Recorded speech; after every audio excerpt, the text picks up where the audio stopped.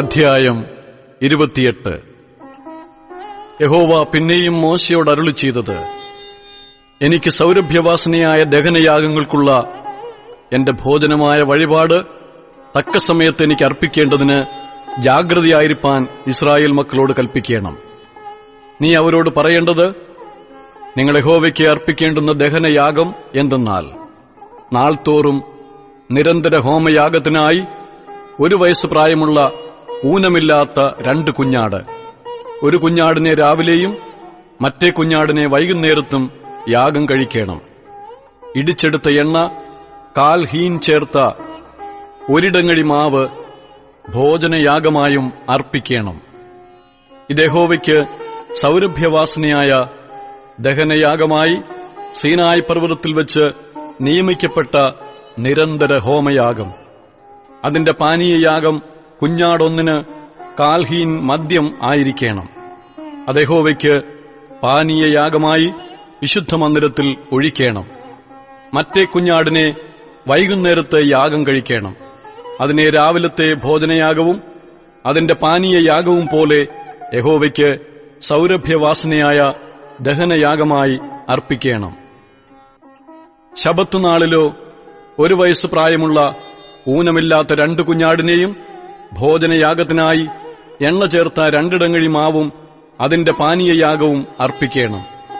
നിരന്തര ഹോമയാഗത്തിനും അതിന്റെ പാനീയയാഗത്തിനും പുറമെ ഇത് ശബത്തുതോറുമുള്ള ഹോമയാഗം. നിങ്ങളുടെ മാസാരംഭങ്ങളിൽ നിങ്ങൾ യഹോവയ്ക്ക് ഹോമയാഗത്തിനായി 2 കാളക്കിടാവിനെയും 1 ആട്ടുകൊറ്റനെയും 1 വയസ്സ് പ്രായമുള്ള ഊനമില്ലാത്ത 7 കുഞ്ഞാടിനെയും കാളയൊന്നിന് ഭോജനയാഗമായി എണ്ണ ചേർത്ത 3 ഇടങ്ങഴി മാവും ആട്ടുകൊറ്റന് ഭോജനയാഗമായി എണ്ണ ചേർത്ത 2 ഇടങ്ങഴി മാവും കുഞ്ഞാടൊന്നിന് ഭോജനയാഗമായി എണ്ണ ചേർത്ത 1 ഇടങ്ങഴി മാവും അർപ്പിക്കണം.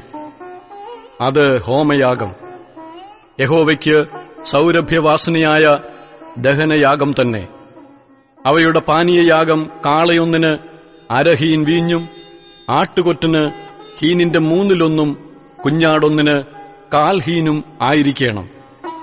ഇത് മാസാന്തരം അമാവാസ്യതോറുമുള്ള ഹോമയാഗം. നിരന്തര ഹോമയാഗത്തിനും അതിന്റെ പാനീയയാഗത്തിനും പുറമെ പാപയാഗമായി യഹോവയ്ക്ക് 1 കോലാട്ടുകൊറ്റനെയും അർപ്പിക്കണം. 1-ാം മാസം 14-ാം തീയതി യഹോവയുടെ പെസഹ ആകുന്നു. ആ മാസം 15-ാം തീയതി പെരുന്നാളായിരിക്കണം. 7 ദിവസം പുളിപ്പില്ലാത്ത അപ്പം തിന്നേണം. 1-ാം ദിവസം വിശുദ്ധ സഭായോഗം കൂടേണം. അന്ന് സാമാന്യവേലയൊന്നും ചെയ്യരുത്. എന്നാൽ നിങ്ങൾ യഹോവയ്ക്ക് ഹോമയാഗത്തിനായി 2 കാളക്കിടാവിനെയും 1 ആട്ടുകൊറ്റനെയും 1 വയസ്സ് പ്രായമുള്ള 7 കുഞ്ഞാടിനെയും ദഹനയാഗമായി അർപ്പിക്കണം. അവ ഊനമില്ലാത്തവ ആയിരിക്കണം. അവയുടെ ഭോജനയാഗം എണ്ണ ചേർത്ത മാവ് ആയിരിക്കണം. കാള ഒന്നിന് 3 ഇടങ്ങഴിയും ആട്ടുകൊറ്റന് 2 ഇടങ്ങഴിയും 7 കുഞ്ഞാട്ടിൽ ഓരോന്നിന് ഓരോ ഇടങ്ങഴിയും അർപ്പിക്കണം. നിങ്ങൾക്ക് വേണ്ടി പ്രായശ്ചിത്തം കഴിപ്പാൻ പാപയാഗത്തിനായി 1 കോലാട്ടിനെയും അർപ്പിക്കണം. നിരന്തര ഹോമയാഗമായ രാവിലത്തെ ഹോമയാഗത്തിന് പുറമെ ഇവ അർപ്പിക്കണം.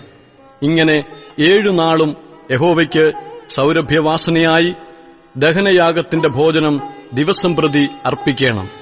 നിരന്തര ഹോമയാഗത്തിനും അതിന്റെ പാനീയയാഗത്തിനും പുറമെ ഇത് അർപ്പിക്കണം. 7-ാം ദിവസം വിശുദ്ധ സഭായോഗം കൂടേണം. അന്ന് സാമാന്യവേലയൊന്നും ചെയ്യരുത്.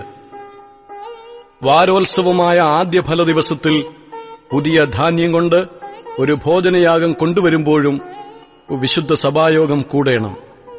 അന്ന് സാമാന്യവേലയൊന്നും ചെയ്യരുത്. എന്നാൽ നിങ്ങൾ യഹോവയ്ക്ക് സൗരഭ്യവാസനയായ ഹോമയാഗത്തിനായി 2 കാളക്കിടാവിനെയും 1 ആട്ടുകൊറ്റനെയും 1 വയസ്സ് പ്രായമുള്ള 7 കുഞ്ഞാടിനെയും അർപ്പിക്കണം. അവയുടെ ഭോജനയാഗമായി എണ്ണ ചേർത്ത മാവ് കാള ഒന്നിന് ഇടങ്ങഴി 3 ആട്ടുകൊറ്റന് ഇടങ്ങഴി 2 7 കുഞ്ഞാട്ടിൽ ഓരോന്നിന് ഇടങ്ങഴി ഓരോന്നും നിങ്ങൾക്ക് വേണ്ടി പ്രായശ്ചിത്തം കഴിപ്പാൻ 1 കോലാട്ടുകൊറ്റനും വേണം. നിരന്തര ഹോമയാഗത്തിനും അതിന്റെ ഭോജനയാഗത്തിനും അവയുടെ പാനീയയാഗത്തിനും പുറമെ നിങ്ങൾ ഇവ അർപ്പിക്കണം. അവ ഊനമില്ലാത്തവ ആയിരിക്കണം.